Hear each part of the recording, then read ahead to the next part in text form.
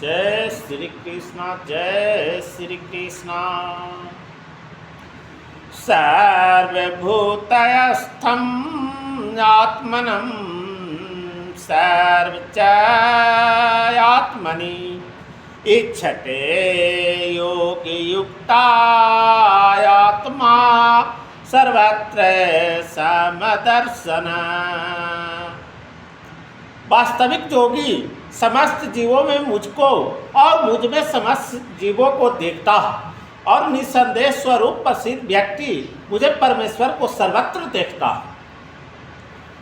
कहने का तात्पर्य है कि कृष्ण भावना भावित योगी पूर्ण दृष्टा होता है, क्योंकि वो परब्रह्म कृष्ण को हर प्राणी के हृदय में परमात्मा रूपी स्थित देखता है और ईश्वर सर्वभूतानां हृदय से अर्जुन तिष्ठति, माने अपने परमात्मा रूप में भगवान एक कुत्ते तथा एक ब्राह्मण दोनों को हृदय में स्थित होते हैं।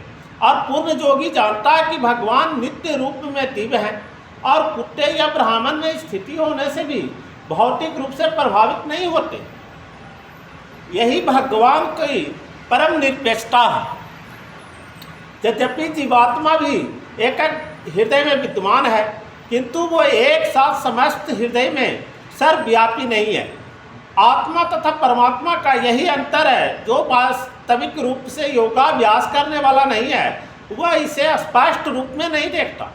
एक कृष्ण भावना भावित व्यक्ति कृष्ण को अस्तित्व तथा नास्तिक दोनों में देख सकता है। स्मृति में इसकी पुष्टि इस प्रकार हुई, आतत्वाचा मातृत्वाचा आत्म ही परमोहरि। भगवान सभी प्राणियों को स्रोत होने के कारण माता और पालनकर्ता के समान है। तो जिस प्रकार माता अपने समस्त पुत्रों के प्रति समभाव रखती है, उसी प्रकार परमपिता भी रखते हैं।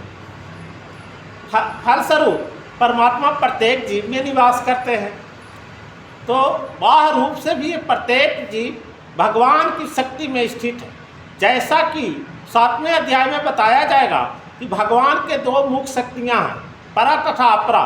जीव पराशक्ति का अंश होते हैं, हुए भी अपराशक्ति से बद्ध है। तो जीव सदा ही भगवान की शक्ति में स्थित है। तो प्रत्येक जीव किसी न किसी प्रकार भगवान में ही स्थित रहता है। तो योगी समदर्शी है, क्योंकि वो देखता है कि सारे जीव अपने अपने कर्म फल के अनुसार विभिन्न स्थितियों में रहकर भगवान के दास होते हैं।